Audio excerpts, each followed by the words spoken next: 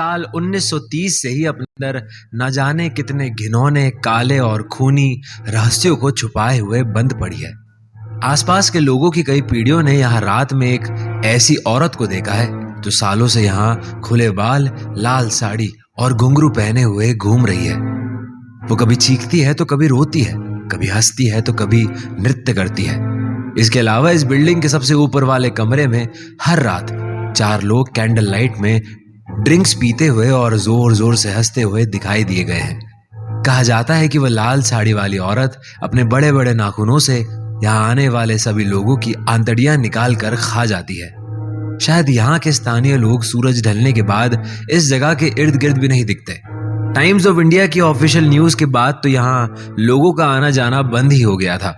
इतना सब कुछ जानते हुए कि साउथ फिल्म इंडस्ट्री के महान निर्देशक मनोहर शेट्टी अपनी film horror film the last warning की शूटिंग यहीं पर करना चाहते थे।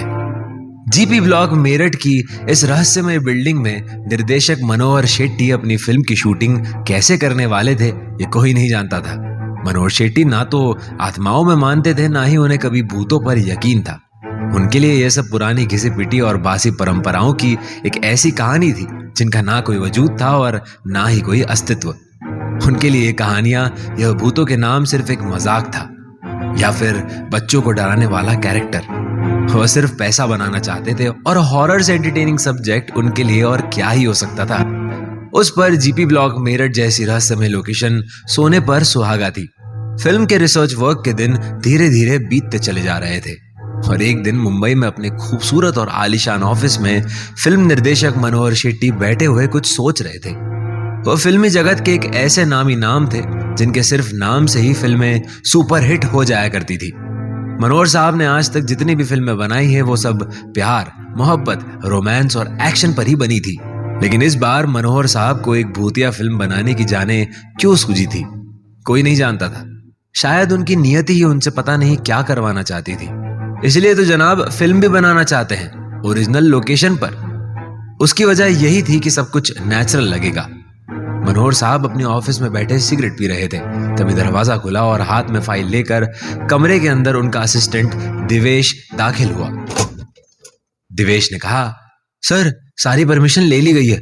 पुलिस वालों ने कहा है कि वहां देर रात तक शूटिंग ना करे और शाम होते ही वहां से सीधा अपने होटल आ जाए। और एक जरूरी बात यह है कि वहां भूल कर भी कभी कोई अकेले नहीं घूमे। जहां भी कोई जाए तो किसी को लेकर ही जाए। बाकी सर आप एक बार फिर सोच लीजिए। अभी कुछ दिन पहले ही राजेश और पल्लवी नाम का एक कपल वहां गया था जो अभी तक। दिवेश ने मनोहर को समझाते हुए कहा। मनोहर साहब पास में पड़े हुए टेबल पर से शराब के ग्लास में सोडा मिलाते हैं और उसका एक घूंट भरते हुए बोले, यार दिवेश, इतना डरपोक होना आज के टाइम में ठीक नहीं है। हो गया यार रिसर्च वर्क, खत्म करो। भाई तुम इस फिल्म के एडी हो, कोई एक्टर नहीं। दिवेश का मन अभी भी नहीं मान रहा था और उसने फिर समझाते हुए कहा, लेकिन सर आप मेरी।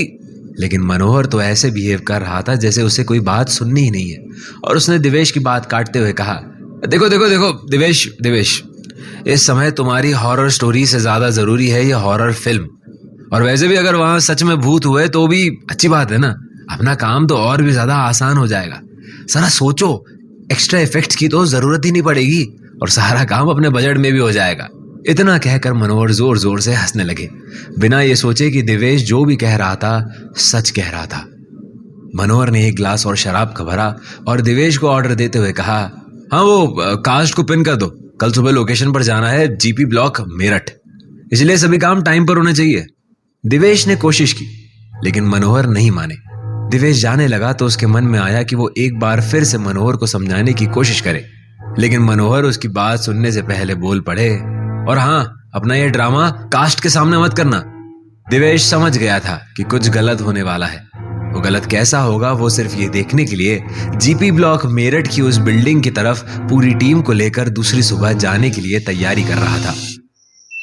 सुबह की पहली किरण के साथ डायरेक्टर मनोहर दिवेश की लास्ट वार्निंग को अनसुना करके अपनी लास्ट जर्नी की ओर निकल पड़ते हैं। रास्ते में गाड़ी कई बार रुकी, कई बार चली और आखिरकार रात के अंधेरे में ठीक 10 बजे गाड़ी जीपी ब्लॉक मेरठ पर पहुंच गई। जैसे ही गाड़ी वहां रुकी, एक जोरदार आवाज ने उनका स्वागत किया और गाड़ी के टायर फटने की आवाज ने यह बता दिया था कि अब यहां से वापस जाना मुश्किल ही नहीं, बिल्कुल नामुमकिन है। गाड़ी के टायर फटने की आवाज सुनकर कुछ लड़कियां चिल्लाने लगी। वरुण ने बड़े ही जोश के साथ गाड़ी के ड्राइवर से पूछा, अरे ये क्या हुआ, ये आवाज कहां से आई? लड़कियों की चीखने की आवाज से दिवेश एकदम डर गया था और अपने साथ के दोस्तों से पूछने लगा, ये चीखा कौन? वरुण, प्रियंका, तुम कहां पर हो? अरे यार कोई चेक तो करो, आखिर हुआ क्या है? वरुण ने ड्राइवर से कहा, अरे कुछ नहीं सर, गाड़ी का टायर फटा है, जिसकी आवाज से प्रियंका मैडम डर गई। ड्राइवर सबकी बातों का जवाब देते हुए बोला। सब लोग जोर जोर से हंसने लगे। इतने में फिल्म की हीरोइन प्रियंका ने गुस्से में सबको झाड़ते हुए कहा, तुम लोगों को तो सब मजाक लग रहा है ना? इस वीराने में इतनी जोर की आवाज सुनकर कोई भी डर जाएगा। काश के बाकी लोग भी प्रियंका की बात को मजाक में लेने लगे। ओह कोई भी नहीं, हाँ सिर्फ तुम डर गई और इस बात को मान लो कि तुम डरपोक हो। वरुण ने उस मजाक को और आगे बढ़ाते हुए कहा, अच्छा आप सबको हंसी आ रही है ना, जब खुद पर गुजरेगी ना तब पता चलेगा। प्रियंका ने यह बात कहकर दिवेश को और डर में डाल दिया था। अब उसे सच में लगने लगा था कि शायद राजेश और पल्लवी की तरह कोई भी यहां से वापस नहीं जा पाएगा। इतने में ही फिल्म के डायरेक्टर मनोहर शेट्टी वहां अपनी गाड़ी से बाहर निकलते हुए बोले, अरे शुक्र है टायर यहां आकर फटा, अगर रास्ते में फटता तो हम सबकी बैंड बज जाती। लेकिन मानना पड़ेगा प्रियंका, क्या चीखी हो यार तुम, एकदम असली। काश शॉर्ट में भी ऐसे ही दे पाओ तुम। सभी लोगों ने मनोहर की बात सुनकर फिर से मुस्कुराना शुरू कर दिया। प्रियंका गुस्से में थोड़ी और लाल पीली हो गई थी, क्योंकि उसे उसका मजाक बनते हुए बिल्कुल पसंद नहीं आ रहा था ये सब। मतलब क्या सर, आपको हमेशा मेरी एक्टिंग से प्रॉब्लम दिखती है? देख लेना, इस बार ऐसा कैरेक्टर में उतरूंगी ना मैं, आप जिंदगी भर भूल नहीं पाओगे। प्रियंका ने डरावनी आवाज से सबको डराते हुए कहा। इतने में नीरज कंधे पर कुछ बैग उठाकर मनोहर के पास आया और बोला, अगर आपकी इंपॉर्टेंट टॉक खत्म हो गई हो तो आगे कुछ और सोचे। क्या रात यही गाड़ी के पास गुजारने का प्लान है? नीरज इस फिल्म के कैमरामैन है, जिसे ज्यादा बातें करना पसंद नहीं है, लेकिन शराब सामने हो तो फिर कुछ कहा नहीं जा सकता। मनोहर नीरज की बात को समझ गया। यार देखो, मैं कहता हूँ कि रात बहुत हो गई है और हम सब थक भी गए हैं, इसलिए 2-2 पैक मारते हैं और सुबह की सुबह देखेंगे, मनोहर ने नीरज से कहा। सभी लोग अपना अपना सामान लेकर जीपी ब्लॉक मेरठ की बिल्डिंग के अंदर चल पड़े। एक और घुंघरुओं की आवाज से सारा माहौल डरावना होने लगा। दूसरी ओर सब लोग उस घर के अंदर ऐसे मुस्कुराते हुए जा रहे थे जैसे कोई अपने आखिरी सफर पर जा रहा हो। और दिवेश की जान अभी भी निकली हुई थी। घर का दरवाजा खुलता है और प्रियंका बेहोश होकर जमीन पर गिर गई। मनोहर की जैसे जान निकल गई और दिवेश भागता हुआ घर से बाहर भाग आया। ऊपर के कमरे में मोमबत्ती की रोशनी में 4 लोग हाथ में शराब का ग्लास लिए बातें कर रहे थे और उस घर की सीढ़ियों से लाल साड़ी में खुले हुए बालों में घुंघरू की आवाज करते हुए एक लड़की आती है।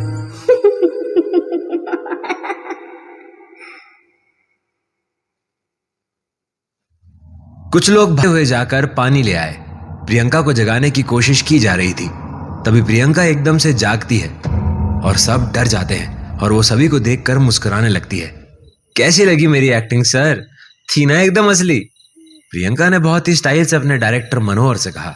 अरे हाँ अच्छी थी, लेकिन कैमरे के सामने नहीं थी ना, इसलिए कुछ कहा नहीं जा सकता, मनोहर ने बात को मजाक में उड़ाते हुए कहा। और सब लोग कमरों में जाने लगे। बिल्डिंग की लाइट आ जा रही थी, इसलिए सब लोग अपने फोन की टॉर्च के सहारे ही घूम रहे थे। बिल्डिंग में एक बिल्ली भी थी, जिसे देखकर प्रियंका बड़ी खुश हुई और उसने उस बिल्ली को अपनी गोद में उठा लिया। मनोहर ने सीढ़ियों पर चढ़ते हुए प्रियंका को बिल्ली के साथ देख लिया।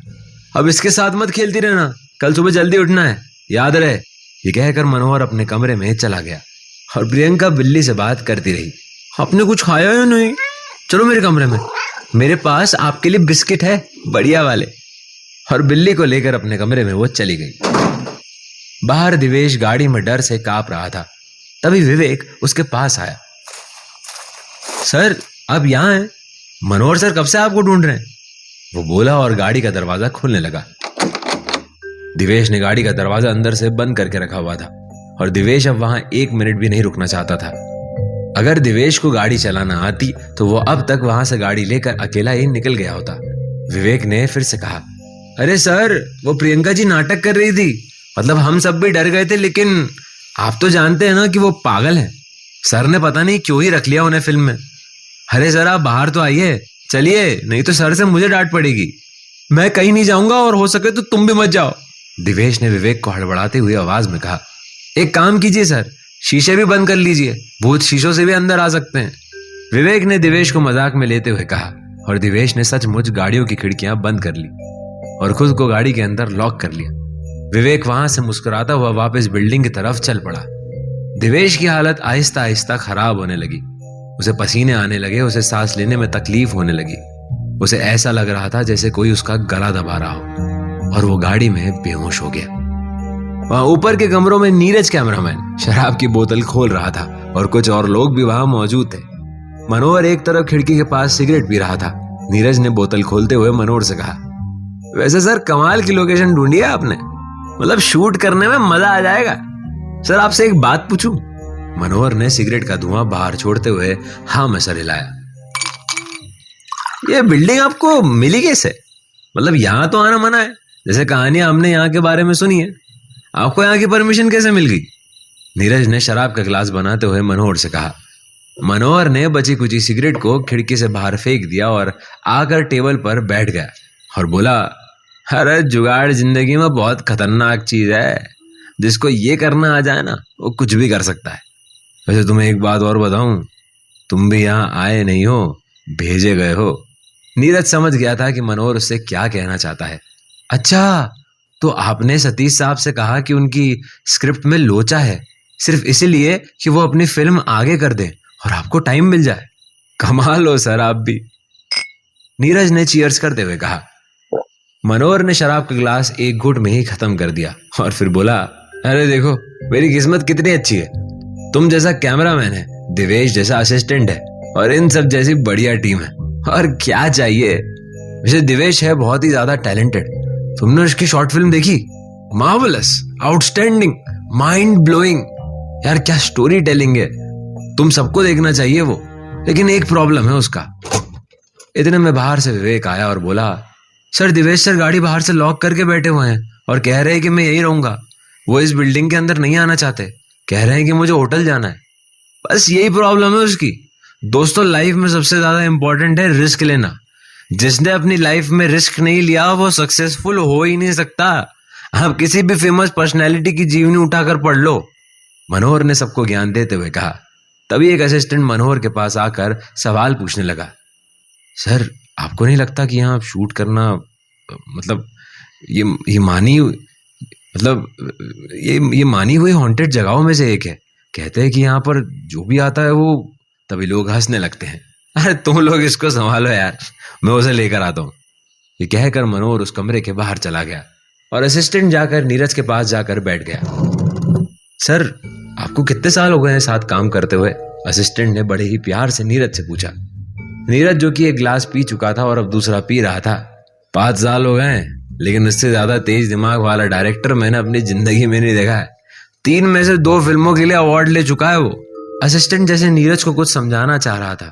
असिस्टेंट फिर बोला, सर आपको पता है ये वही कमरा है जहां 4 लोग बैठकर इसी तरह रात के वक्त शराब पीते हुए लोगों को दिखाई दिए हैं। और इतने में बाहर से जोर जोर की हवा चलने लगती है। कमरे के अंदर सारी मोमबत्तियां एकदम से बुझ जाती है। वहां मनोहर गाड़ी में दिवेश को आवाज लगा रहा है। दिवेश गाड़ी के अंदर ऐसा लग रहा है जैसे मर गया हो और मनोहर ने गाड़ी खोलने की बड़ी कोशिश की, लेकिन गाड़ी अंदर से लॉक होने के कारण कुछ हो नहीं पाया। इतने में मनोहर ने एक तरफ पड़े हुए पत्थर को उठाया और पिछले दरवाजे के शीशे को पत्थर से तोड़ दिया। शीशे के टूटने की आवाज से वरुण बाहर आ गया और दिवेश जाग गया। अरे कौन सी अफीम की पूड़ियां खाकर सो रहे हो? और ये क्या तरीका है खुद को गाड़ी में लॉक करने का? अगर तुम्हें कुछ हो जाता तो? मनोहर बोलते बोलते थोड़ा ज्यादा गुस्से में होने लगे तो वरुण ने मनोहर को संभालने की कोशिश की। अरे सर आप प्लीज, वो गलती से हो गया था, थक गया होगा, आप छोड़िए ना, आप प्लीज रिलैक्स कीजिए, मैं करता हूँ बात इससे। वरुण ने मामला सुलझाने की कोशिश की, लेकिन मनोहर बहुत ज्यादा गुस्से में आ चुका था।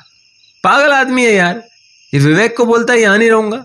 अरे तुम्हें जहां जाना है तुम वहां जा सकते हो प्लीज, लेकिन यहाँ तुम्हारी वजह से अगर कोई सीन क्रिएट हुआ ना तो याद रखना कि मुझसे बुरा कोई नहीं होगा। मनोहर गुस्से में अंदर की तरफ चला गया। वरुण ने गाड़ी का दरवाजा खोला और दिवेश को बाहर निकाला।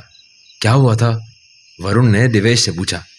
यार कुछ नहीं, मैं बैठा हुआ था तो ऐसा लगा जैसे कोई मेरा गला दबा रहा है, और फिर मुझे चक्कर आने लगे और मैं बेहोश हो गया। उसके बाद मुझे कुछ याद नहीं। दिवेश ने हड़बड़ाते हुए सब वरुण को सच सच बताया। वरुण ने उसका हाथ पकड़ा और उसे बिल्डिंग की तरफ लेकर जाने लगा, तो दिवेश ने मना करते हुए कहा, नहीं मैं नहीं जाऊंगा। वरुण, तुम्हें नहीं पता, ये घर नहीं मौत का तहखाना है। जहां जो आया है वो जिंदा वापस नहीं गया है। मैंने मना किया था सर को, लेकिन सर नहीं माने। तुम्हें पता नहीं, हम लोग यहाँ गैर कानूनी तरीके से रह रहे हैं। पुलिस ने खास तौर पर यह कहा था कि यहाँ 8 बजे के बाद कोई होना नहीं चाहिए, और हम क्या कर रहे हैं? वरुण ने फिर समझाते हुए कहा, देख दिवेश, मुझे नहीं पता कि यहाँ क्या होगा और क्या नहीं है, लेकिन यहाँ से बाहर हमारे साथ क्या क्या हो सकता है। ये फिल्म हम दोनों के लिए बहुत जरूरी है, तो प्लीज ऐसी कोई गलती मत कर जिसकी वजह से हमारा करियर खराब हो जाए। वरुण ने दिवेश को गले लगाते हुए फिर से कहा, चिंता क्यों करनी है यार, मैं हूं ना। चल मैं तुझे वादा करता हूं, जैसे तू कह रहा है ना वैसा ही कुछ भी हुआ तो हम दोनों यहां से वापस चले जाएंगे, और ये फिल्म बने या ना बने, लेकिन एक चांस तो बनता है दोस्त। वरुण ने दिवेश को कन्विंस करने की पूरी कोशिश की, और दिवेश सिर्फ वरुण का दिल रखने के लिए उसके साथ चल पड़ा, क्योंकि दिवेश और वरुण दोनों काफी सालों से स्ट्रगल कर रहे थे, और ये फिल्म सिर्फ दिवेश की शॉर्ट फिल्म को देखकर दोनों को मिली थी।